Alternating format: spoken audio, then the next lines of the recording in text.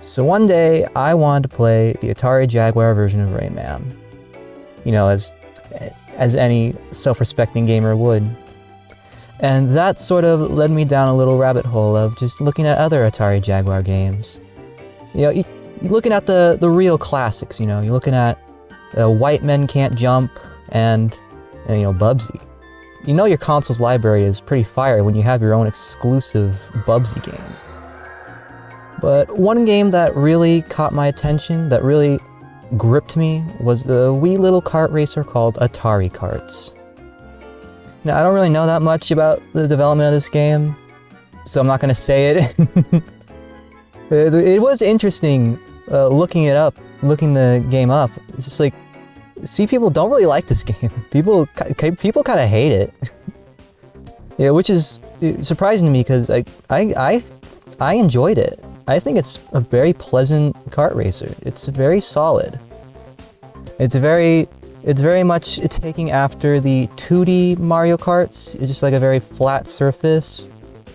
It's just very flat. I think in this game actually they have like some hills, which you can turn off for whatever reason. I kept it hilly because I like hills. And it's just very nice. It's Atari Kart, so, you know, it has a bunch of Atari characters. I think they're Atari characters. I really don't care about them. I think people complain about the roster. I don't really care. I like the skeleton guy. The skeleton guy is pretty cool. I pick him. Yeah, movement, going around tracks, a very solidly put together game. It feels very much like a sort of traditional sort of racer. You don't have the kind of, you know, twisty drifts that you do in Mario Kart. It's very much more like a normal brake that you use to make turns, or I think there actually is like it's like a pseudo drift system. It's very strange. I never used it. I just used the brakes to help turn. So yeah, it's just very normal, and the power-ups, they're very different from Mario Kart in that they mostly just affect you. They mostly just affect your speed and like your steering. They're more there just to affect you rather than screw other people over, which it's a very, very different kind of feel, and I appreciate that. This game feels better when you treat it more like a traditional racing game with kart elements, rather than just like a full-on Mario Kart type game. I think it works better that way. Also, I think people complain about like the progression system or whatever. It's fine. It basically just starts you off on like easy difficulty versions of the cups, and then you have to move on to higher difficulty versions of them. And I think the only difference is just like they introduce one new course in each cup, and then they bump up the enemy AI, and I think they might add new power-ups. I think that's it. It's mostly just doing the same thing. It's fine with me. It's more just the same thing, and I like that same thing. You know, just play however much you want to play. And you can just be done whenever you want. That's just how I felt with this game. When I was done, I was done. But yeah, the gameplay is pretty solid. It's just a very enjoyable time. But the real thing here, the real piece de resistance, you know, the sauce, the fucking atmosphere, my god. The fucking atmosphere of this game, the atmosphere of Atari Karts is fucking insane, man. Like, god damn. Like, just look at this game. The visuals are very much like, sort of grounded in a way. They're very like, they're very like naturalistic areas, and the colors themselves, like the colors, they're not like super vibrant, you know, super colorful visuals. I mean, they are very colorful, but it's very natural. They're very naturalistic colors, and it creates a very natural looking environment. They feel more real than they would in Mario Kart, and but also feeling very like surreal in a way. It's very, I know this word is like fucking so overused it's lost its point, but it feels very liminal in a way, where it's just like, these are very like sort of real places, but they're also so devoid of life. It's like a very isolating experience, but it's also a very like, I don't know, almost like introspective in a way. It leaves you in that sort of space. And what really fucking adds to this is the goddamn music. The fucking music. My god. It is like so... It's so weirdly melancholic. Like it has all these like very hazy synth pads.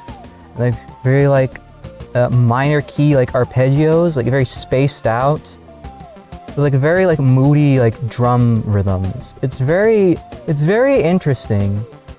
And it just creates such like, it creates such a vibe, you know? It just creates such a weird, isolating vibe that it just puts you in a certain headspace.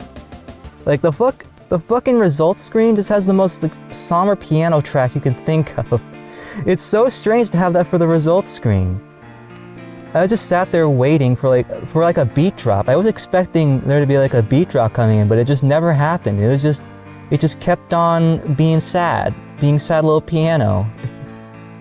It's so strange, and I really like it. I really like it. It just creates this very weird feeling because when you actually get good at this game, when you stay in first place and you have like the track memorized, you very much get in like a headspace where you're just in your head because you kind of just instinctually move around the course without really even thinking about it. And you just have like this really weird, somber atmosphere and like this very, you know, isolating sort of state. You know, it lets you get very like in your head to really think. Dare I say, Atari Karts is the thinking person's kart racer.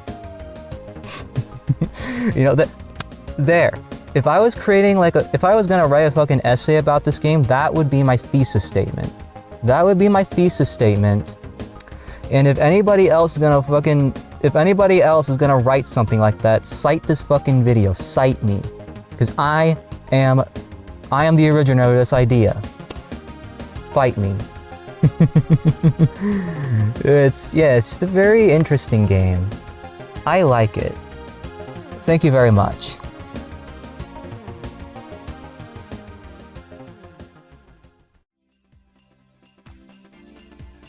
Yeah, thanks for watching. This video is definitely a bit different from usual. I'm still working on that moon video. It's just that fucking editing that thing has just been so tiring for me. I've got like, I think 4 minutes done of it out of like 24 minutes. So, yeah. It's definitely taken me a while on that. And so I just kind of want to try something different. Try something a little more unscripted. Something that'd be a little quicker to put out. Yeah, I've been watching this YouTube channel. This person's name is Obscurance. It's just this chill Scottish fellow just talking about games. Very rambly sort of structure. And they just talk about appreciating games, and it's just a very nice experience watching them. And so I just kind of wanted to make something like that. You know, just try something out in the middle, because this is going to take me a little less time to make. You know, not to insinuate that Obscurance makes like low effort videos, but it's just like, you know, it's just something a bit easier for me to put out compared to what I've been working on. So yeah, thanks for watching. Bye.